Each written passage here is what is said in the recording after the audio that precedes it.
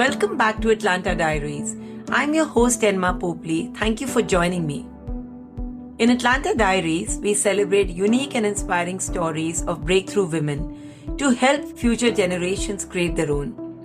If you want to know more about Atlanta or listen to more episodes, you can visit my website www.enmapopley.com. You can also share feedback or suggestions there. My guest today is Dr. Meeran Chadha Borwankar. Born and bred in a small town called Fazilka in the state of Punjab in India, Meera was the first woman IPS officer in the Maharashtra cadre. Among the many prestigious positions, Meera was the first woman police commissioner in Pune City, the first woman chief of the Mumbai Crime Branch, and the chief of Maharashtra Prison Department. A lawyer and Fulbright scholar, Meera is a thought leader in issues concerning law enforcement, criminal justice system, leadership, gender studies, and human rights. In recognition of her illustrious police career, Meera was awarded the President of India Police Medal for Distinguished Services in 2006 and the Police Medal for Meritorious Services in 1997. When in India, I used to read of Meera's heroic and courageous stories, but I never thought that I would have a conversation like this. I must admit, I was a little anxious till we did our first call, and after that, I couldn't stop thinking of how humble Meera was and waited eagerly for this moment. Without further ado, let's listen to what Meera has to share. Her journey is truly inspiring and fascinating. Hi, Meera. Very, very warm welcome to the show. Hi, Enma. Thanks for having me here. So excited to share your journey with a global audience and looking forward to listening to all your fascinating anecdotes. Thank you. Let's start with how did Fazilka or coming from a small city shape your journey thus far? So, I don't know whether the small town shaped my journey or it's the family environment or it's something I was born with. I had a kind of tomboyish personality. I was good in studies, but I was more interested in extracurricular activities. So, I used to be busy in dance, drama, elocution. And as a teenager, I took to driving, first two wheeler, then four wheeler. I was very fond of horse riding. My father was in Punjab police, which has horses, so we had an easy access. Then dad got a .22 rifle at home, so I used to be good at shooting. The family atmosphere was that education is very important. And looking back, I feel I had an energy which I also didn't know from where it came, but I used to be very busy. Have you, ever gone back to Fazilka or interacted with the younger generation over there? Yeah, in fact, I'm in touch with many of my friends. In fact, recently I participated in a cycle marathon in Chandigarh where one of the organizers, she's been my friend since my nursery days. And like I told you, I was busy in extracurricular more than studies. My sister was very good in studies. So when I visited our teacher who taught both of us, and she knew that I am in IPS and my sister is in IRS. And when she saw me, she said, "But it is Anita who was intelligent." So, as a child, my extracurricular activities overshadowed my educational pursuits. But I'm very much in touch with my college schoolmates from Fazilka and sometimes with my teachers also. Meera, I really want to double click a little bit on this before we really get into your actual journey. You were compared to your sister, or the expectation was more from your sister. So, how did you respond to that? Or even now, when you think about it, did that bother you in any way? See, my sister has been a very kind, considerate person, and she was in her own world. She used to be reading all the thick books while I would be getting complaints about my rash driving. She would be sitting with her transistor while I would be playing cricket. So we had two very different kind of personalities. Her kind of life was acceptable. My kind of living was considered a little wild, but somehow I think my family, my younger brother used to sometimes object to my driving too fast or coming late after taking part in some play. But generally my parents were happy as long as I did well in studies. And I never had a spirit of competition against my sister because we were in two totally different worlds. I remember her reading Fountainhead while I was into Mills and Boons. So sweet. That really sets a good tone for the conversation. So let's now move to the IPS. What triggered that decision? How come you decided to then take on this journey? First, it was my lecturers in Khalsa College. I played cricket for my college. They saw that every day I would drive a two-wheeler. And looking at my personality, that I was also good in studies and taking part in all kinds of elocution, plays. They once called me and they said, now that IPS is open for girls, we think it's a good career for you. And yet, in the first chance, I went in for audits, and it's only when I appeared again that I selected IPS for myself. So you were first intentionally wanting to do audits? It was my choice also. Civil services is choice come merit, and audits gets higher merit than IPS generally. But I think it was the family pressure. Family felt that audits, income tax, they are good careers for girls. And generally, I don't get pressurized, but I think career was such a serious choice that I did listen to them. But when I appeared again, then I never told anyone. I just opted for IPS. And what was the reason for that? I was under training in audits and I realized one, I have no head for accounts. Secondly, that was not a kind of challenge I was looking for. With my liking for outdoors, audits gave me a good scope for analysis of accounts, but mostly an indoor job. And that's not what I wanted for my career. That's very interesting. Your training started when you were the only woman.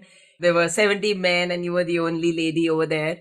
Were you mindful of this lack of diversity when you took on IPS a second time? No, I knew that there'll be very few girls in IPS because it's not a favored career, but I never realized that I'll be the only one. In fact, for last few years, every batch had about 3 4 girls. So it came as a shock, and initially it troubled me so much that I took some time to adjust. So, what kind of emotions did you experience? Share with us, that journey on how did you navigate it? So my batchmates, they were aware that I was coming from Indian Audits and Accounts, which is considered a very good service, and they were very surprised. They would nearly every day I would hear them saying that you go back.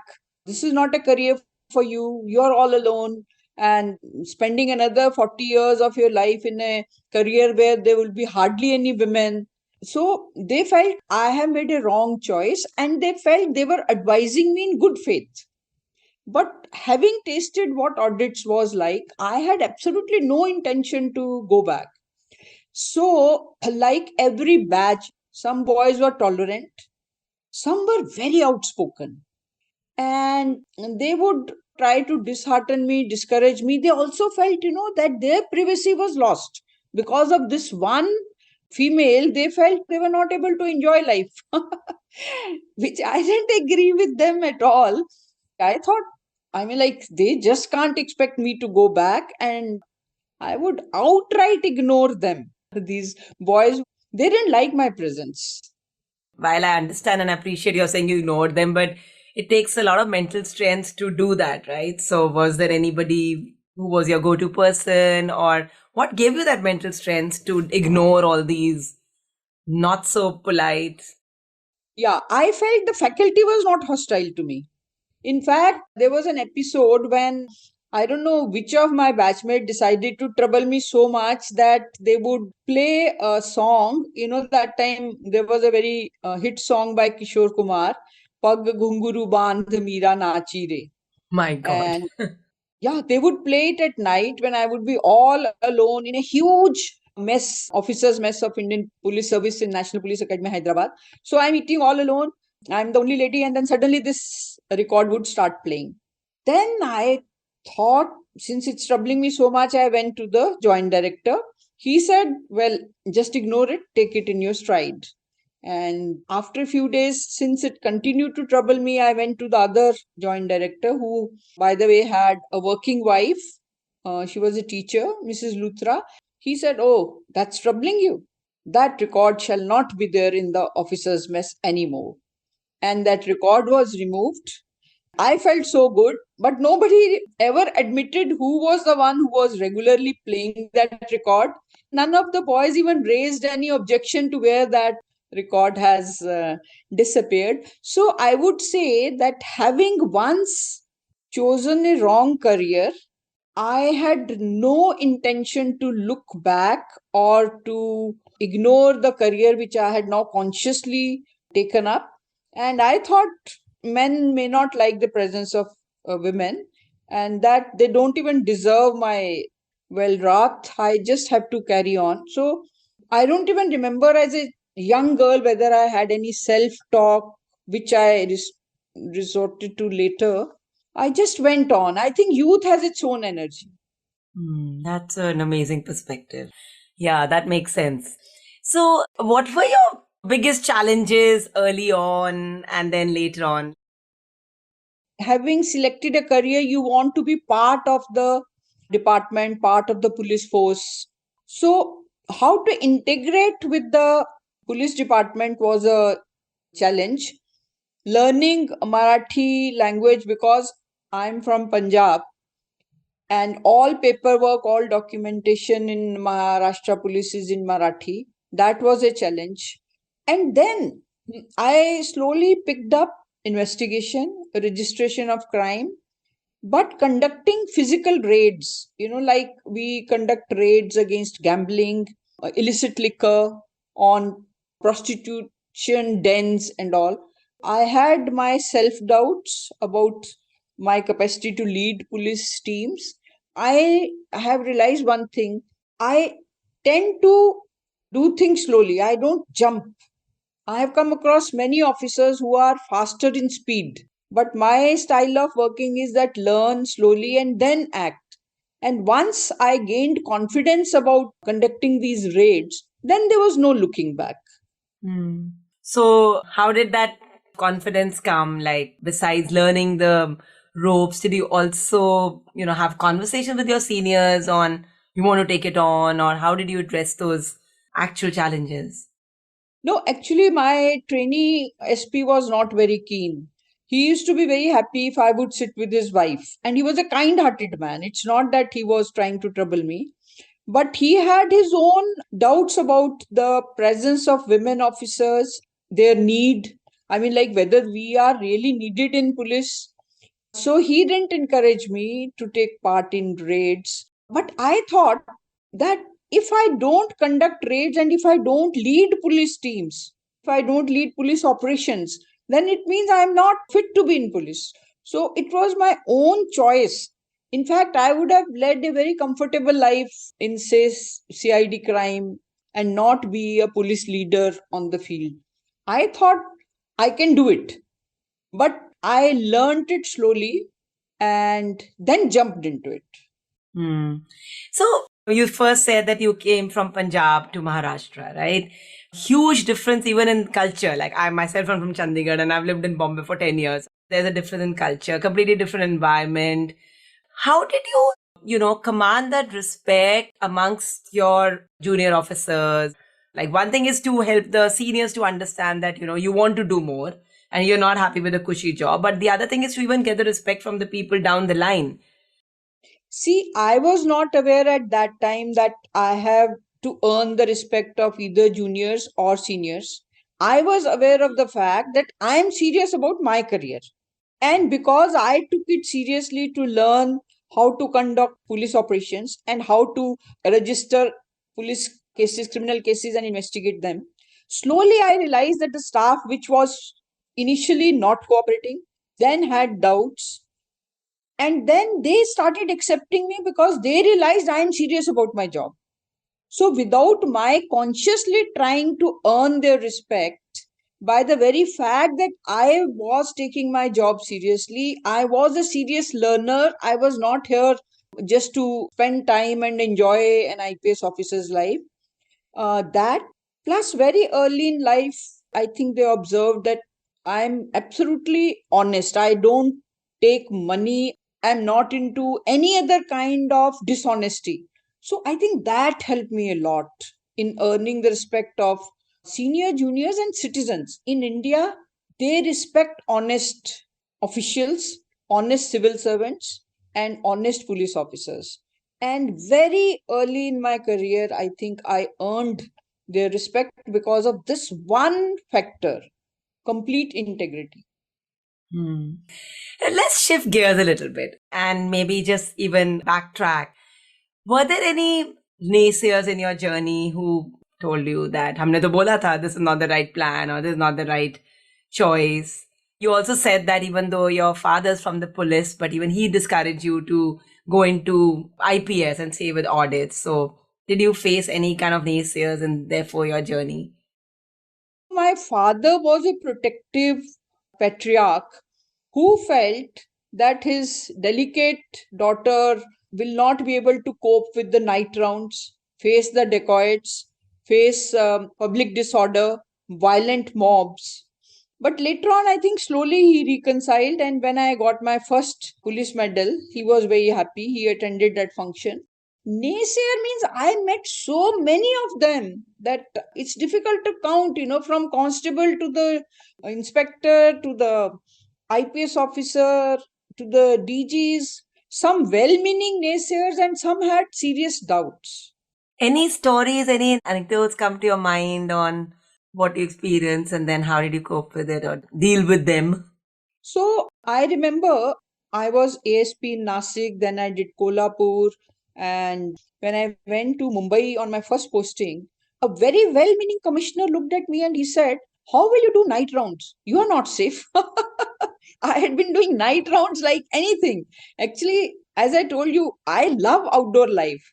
So I had been doing anti-dacoity operations in Kolhapur. We had, gone in deep into sugarcane fields chasing dacoits. And here in the urban metropolitan, the commissioner wondered how I would do night rounds.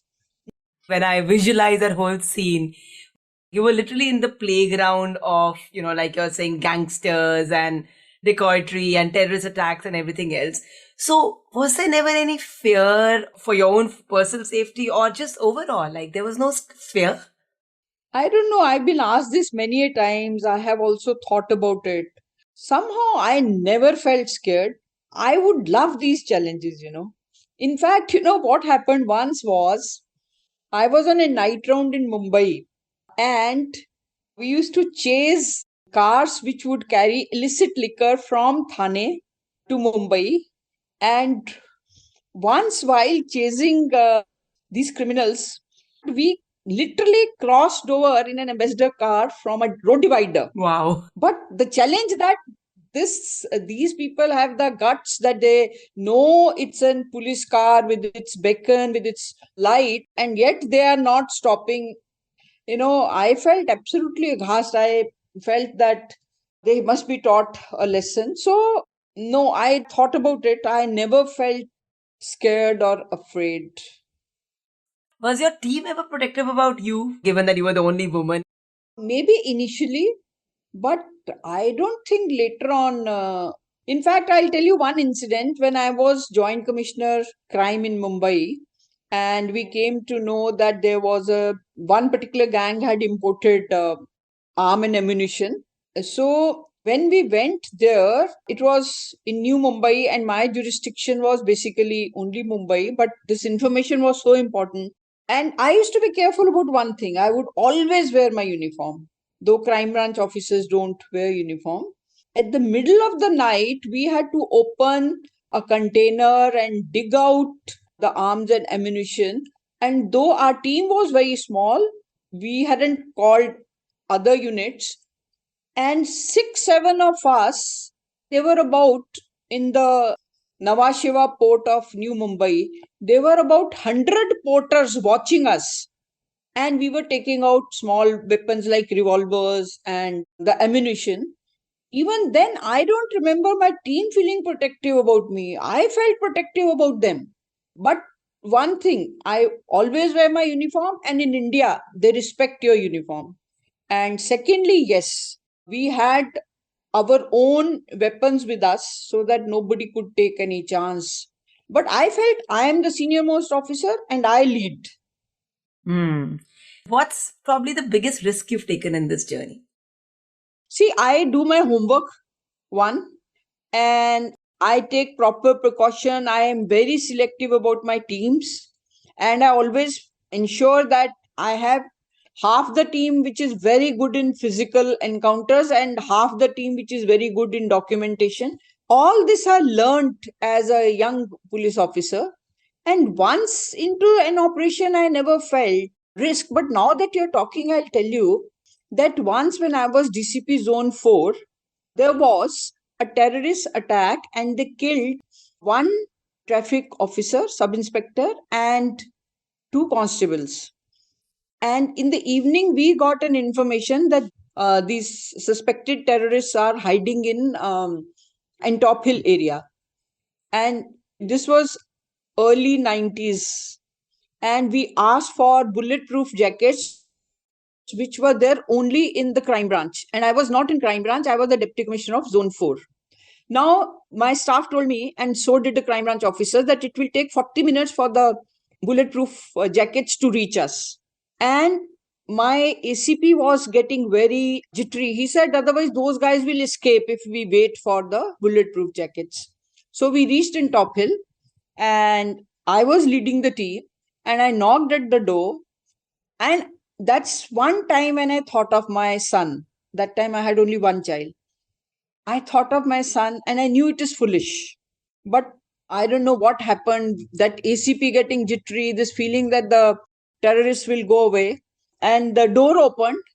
And there were a few people from North and they were doing puja, but they were not terrorists. Now, looking back, at that time itself, I felt it was a wrong decision. It was a big risk. It's just sheer luck that we didn't get the terrorists and they didn't shoot us. But after that, I think I became very, very careful that 40 minutes we should have waited for the bulletproof jackets. My God, this is so crazy. Let's shift gears a little bit. They knew that you're very honest and you're a very righteous officer. Were you ever scared that you're being righteous, while from the perspective of the officers and your staff, they will respect you, but from the perspective of the common person, were you ever scared that this can harm your family? This lady's not going to take any money from us. We cannot bribe her in any way. So did that ever worry you that they can harm your family?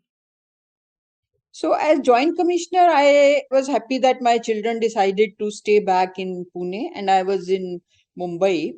But I'll tell you, this is my experience that even criminals respect honest police officers. So, when I was DCP and there was big gang rivalry in Mumbai, and there was one very big smuggler called Vardarajan. I was DCP Port, and he was known to be very active in port as a thief, leader of organized criminal gangs working in the port area. Smuggling used to be a huge business those days, and he was the king of smuggling, Vardharajan. So one day, my police driver went on leave, and motor transport section of Mumbai police, they gave me a new driver. Now, can you imagine? Early in the morning, I got a call from Vardharajan's right hand man. I think his name was Bittu. He called me and he said, तुम बोरवनकर भाई बोल रहा है क्या? मैंने कहा बोलो हाँ बोल रही हूँ. He says, मैं वरदराजन का आदमी बोल रहा हूँ. बिट्टू, आपका ड्राइवर आया है, 2,000 रुपए मांग रहा है, क्या करूं? I was so taken aback. It was so surprising. Early morning call. I said, जूते मारो और बाहर निकालो. He said, मुझे यही लगता था आप यही कहेंगे. And he kept the phone down. And I rang up the motor transport section. And then I was told that my regular driver was on leave. And this was a temporary driver given to me. And the first thing he did was go and ask for money. But even a criminal knows that you don't take money. And he cross-checked with me. That's an interesting, crazy story. I want to explore on one of the most high profile cases you were a witness to, right? We're talking about the Yaqub Menon and Kasab hanging. What kind of emotions did you experience, and how was that whole episode? So see, I belong to Indian Police Service. I was not trained for all these capital punishments, hanging, their execution. I was on state deputation with the Maharashtra Prison Department. I was heading the department when we got this what we call black warrant. Now, in Azmal Kasab's case, the instructions were that this information should not leak. In case of Yaqub Memon, there was no such instructions because his hanging had been delayed and it was in public knowledge. In both the cases, especially in the first case, I was not mentally prepared, nor was, I think, the prison staff. But we decided that it's a kind of national duty. So many innocent people had lost lives in that 2611 case, and we had all either seen it or we were there or we had seen it on TV. So the prison department of Maharashtra, I would say, acted as one very strong team, and all of us used to be very tense. We took extra care that all documentation should be proper procedure, that session court has convicted, high court has accepted that conviction, so did the Supreme Court. Then the mercy petition by the governor and the president had been refused. So we followed the procedure to the hilt in both the cases. And then in the first case especially, I had to do lots of self talk. I didn't want my team to feel that she's a woman and she cannot actually be present for hanging, because the government in both the cases had said that the head of the department should be there. So I had to tell myself that it's a legal order. All opportunity to appeal against the conviction, against the hanging, had been given to both the persons, and I was only doing my duty. I think this feeling that we are doing our duty and not any injustice, and also lots of self talk and teamwork. And in this, I would like to record my full appreciation to the Maharashtra Prison Department, Maharashtra Police, and the Home Department. You know, we worked like a team, and that Azmal Kasab's hanging was known to citizens only after our Deputy Chief Minister, who was also the Home Minister, Mr. R.R. Patil, came on TV and met the media and disclosed. And many people did not believe.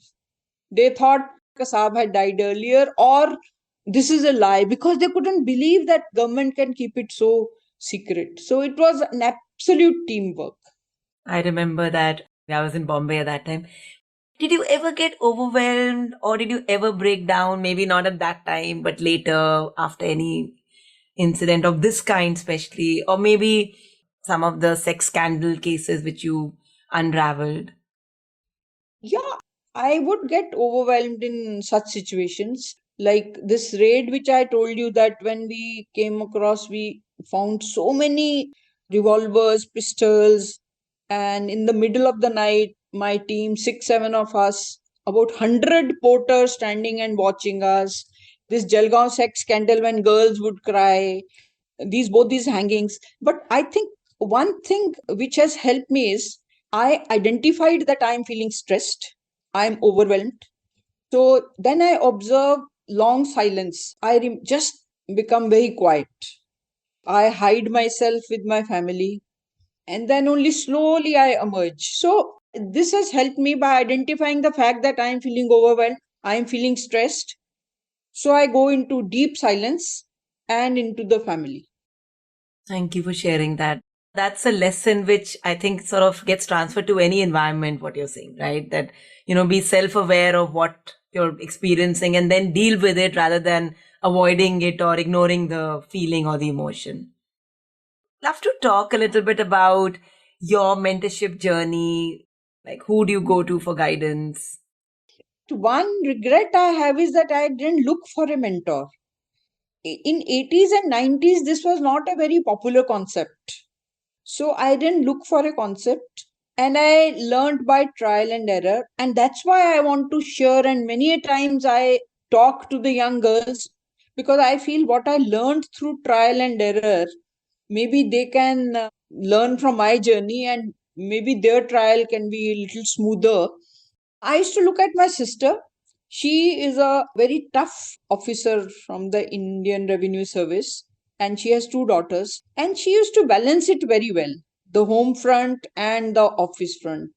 Then there was another lady officer, Manjari Zoruhar. She is from Bihar, and she was posted in National Police Academy in Hyderabad when I met her. I found her also very balanced. So I looked for women who were ambitious, who had a career, but who were also having good family lives, and they were matured enough to balance both the roles. I looked for those, and since I was more in touch with my sister, I think maybe she could be called my mentor. Hmm. When you're talking about others and how they balance their life, do you feel you made any sacrifices? And is there any guilt about how you balance your work life and your family life? Absolutely not. So, even if I was thought of as a wild child, I never felt any guilt. I didn't even feel it was odd. Nor do I feel I ever sacrificed. I'm very clear. This is my life. I want to enjoy it. I don't want to trouble anyone. And I feel I'm not greedy if I say I want to have a good family life and a good career. And nor do I bother about these concepts. I just go in my own pace. That's amazing. Love to talk a little bit about your journey as an author. What inspired you to write, Leaves of Life and then Inspector Chowgle? And I know now you're ready to launch another book, Madam Commissioner. See, I'm from a small town. I studied in Hindi medium, and I took MA in English literature only because I wanted to improve my English language skills.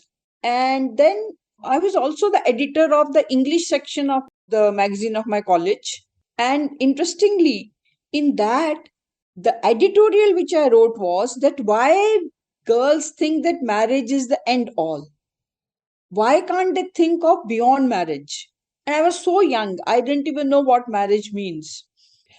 Later on, I remember when I was SP in Aurangabad and I was leaving for Pune to take up my next assignment, I felt very sad at leaving Aurangabad, and I wrote a small article and sent it to a local paper. Then, after I handled Jalgaon sex scandal, I wrote a case study because that was a very rare case where about 100 girls had complained that they had been exploited by local politicians. They had been videographed and promised marriage but made to have relations with other people. So I wrote a case study for National Police Academy. And then slowly I started writing for police. And then post retirement, in fact, see what happened was after I was Joint Commissioner Crime in Mumbai, I asked for a posting in Pune where my family was, and I didn't get along with my boss. Now I thought how to cope with it. I went on leave, and that is the time I wrote Leaves of Life. And I thought I want to talk to youth. How do I talk to them? I would write about interesting incidents, anecdotes of my career, and then I will write lessons I learned and the action points. So that this particular book was written while I was in service, but published when I was nearing the retirement. Then I also thought of so many interesting police investigations I have done, and I wrote Inspector Chowgle, where this character is fictitious, but all the stories are real stories. And then now for Pan Macmillan, I have written Madam Commissioner. So this journey also started with doing MA in English and then writing police case studies and then these three books. So this sounds like everything was intentional, right? You knew there's a path and you were sort of enabling yourself through your picking up more and more skills to make sure that that path comes to its logical end. Yeah, looking back, it looks like that. But when you are on the path, you don't know where it will lead you to. Right. And when you were doing your MA, was it during your work or did you take leave or something at that time? I did my MA before joining civil services. But during the civil services, I did one fellowship. It's called Hubert H. Humphrey Fellowship for a year in US. And then once my children were grown up, I did my doctorate, I did law. So I, in fact, feel that instead of cribbing or finding excuses, we can channelize our energy in a very positive way. Whenever I would get a light assignment, like it doesn't have many operational requirements, which don't have these so many night rounds and night duties, I would take admission either for law or for doctorate to make life more interesting. So there are no timings in IPS. And when your night duty is not there in IPS, looks like you consumed yourself with, like you're saying, so many other learning opportunities. How did you balance your family and your work life? So, one, my husband did more than his share in bringing up the kids. So, he was very helpful. And secondly, I felt women are being exploited by making them feel guilty.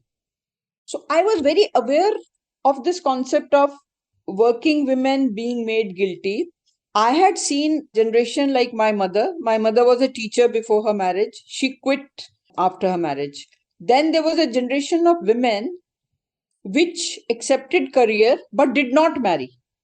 I felt now my generation, it's high time that we don't have to show it to anyone, we don't have to prove it to anyone, but we can naturally do both career and family.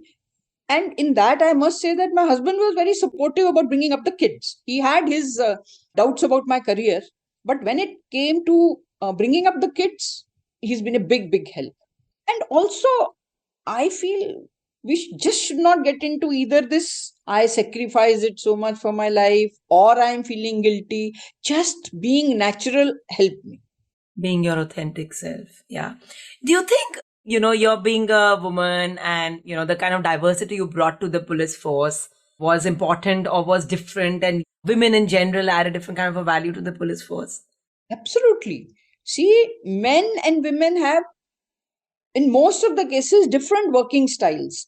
The kind of reception, applause which citizens give to women officers, and especially once this spreads that this lady officer means business and she's honest, I think they go to the other extreme of being cooperative, being sharing information, being helpful. So that women are empathetic. Many times I heard this particular word from officers and from citizens that you are just, Just, just.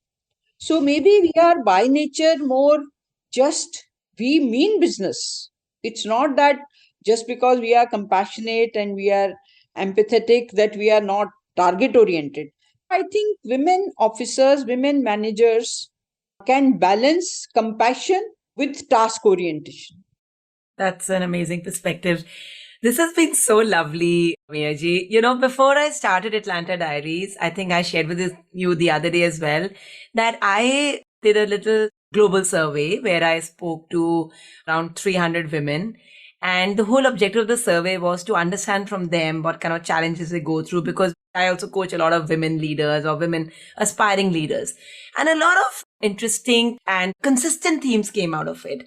So, I'd love to share those themes with you and want to understand your perspective, because I believe that so many things that you shared are completely transferable to any leadership environment.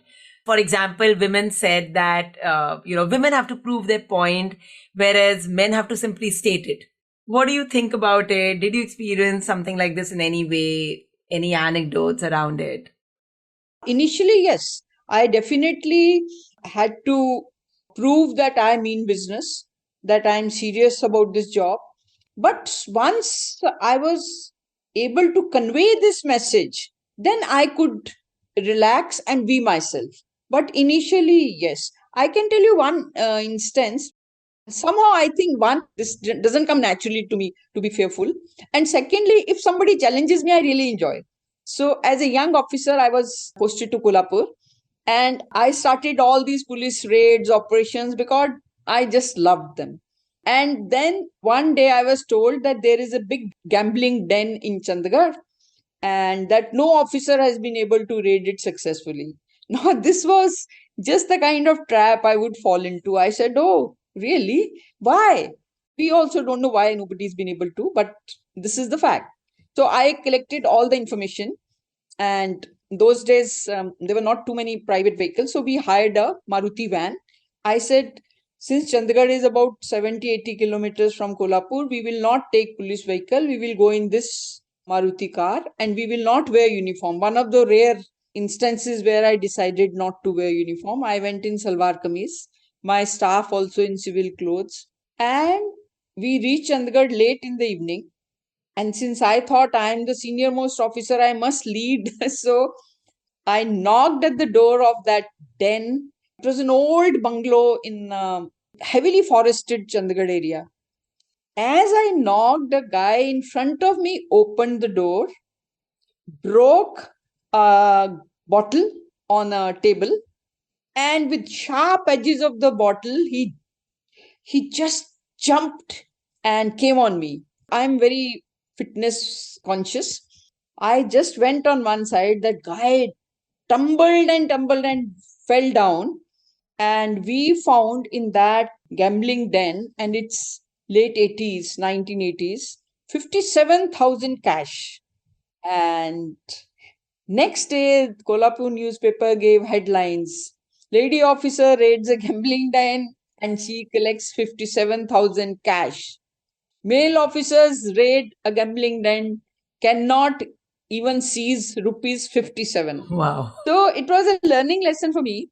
I mean, like, maybe I should have been in uniform. Maybe we should have taken proper precaution. The way the guy came on me with the broken bottle. And then one learning lesson when we went and tried to confront in Top Hill without wearing bulletproof jackets. So once or twice I made these mistakes, but generally I would do my homework properly and learn on my feet. And therefore, I think I earned the respect of my team and of citizens. So, as we approach the end of the conversation, I would love to chat more, but I know in the interest of time, I have to stop. What factors will you attribute then to your success? See, first of all, I don't consider my career as a success or a failure. The fact that I enjoyed my 37 years in uniform and the fact that you love what you do and service component of Indian Police Service or civil services per se in India, they motivate you so much that you are bound to give your best. And when you give the best, you also enjoy so much. So I would say that I have enjoyed being part of law enforcement. I have enjoyed the role of a leader. Very early in my life career, I got over the gender part of leadership. I felt responsible for leading my team, and I felt extremely responsible for giving service to the community. And I just don't consider success or failure. I just feel the fact that I'm a happy person. And when I look back, I had no selfish motive. I may have made mistakes and I must have made mistakes, but they were genuine with no malafide. So if you call me and ask me, am I happy? Do I sleep well? And if happiness and sleeping well are the criteria for success, then I'm successful. That's beautiful. So, what are your parting thoughts for these aspiring leaders as they transition into larger roles? So one would be choose a career which you really like. If you have dialed a wrong number, which I did by choosing audits, then shift as early as possible. You will be successful only if you have a career which you enjoy, which you like. And if you are honest and are able to balance your job and your family, you would be happy and so would be your colleagues, seniors, juniors. So, one thing I feel is financial independence is very important. Then, integrity, honesty, and not taking yourself too seriously. Take your job seriously, but don't take yourself too seriously, and have frequent bindas moments, just let go. Frequent intervals, time with family, laughter, movies, friends. Friends have been a very important part of my life. I think these are the thoughts which come to my mind. That's beautiful. So, what are the bindas moments now? So, like yesterday, a friend called up and said that he's coming from Mumbai and he's going in for lunch. Can I join? I just went there. Yes, I can join. So, I don't look for a routine, which somehow the civil services put you in a very tough routine. Spontaneous response to your friends, to your family, and very frequent visits to the coffee shops, which I love, and not to be recognized if I'm in Pune because I was Commissioner of Police Pune. I think these are the kinds of, and wear what you feel like. You are not in any uniform, you're not in that sari mode. That's beautiful. Before I met you the first time, I was really nervous. How am I going to engage with a DGP and an IPS officer? But speaking to you made me feel that you're a normal person and any and every young girl can aspire to do what you do. And this has been amazing. And thank you so much for sharing your journey. I'm sure you're going to inspire many youngsters as they find their own greatness. Thank you very much again. Thanks.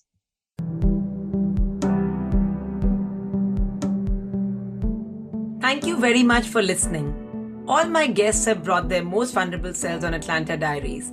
And even if a small segment of these conversations can help champion the journey of one person, it's going to be really worth it. I do have a request for you. Please share this podcast on your social media and with your family and friends. Our society is constantly evolving, and Atlanta Diaries must too. I really appreciate if you can leave your feedback in the form of a review or a rating. These are impactful and rousing stories that need to be shared far and wide. See you next time for another one on Atlanta Diaries.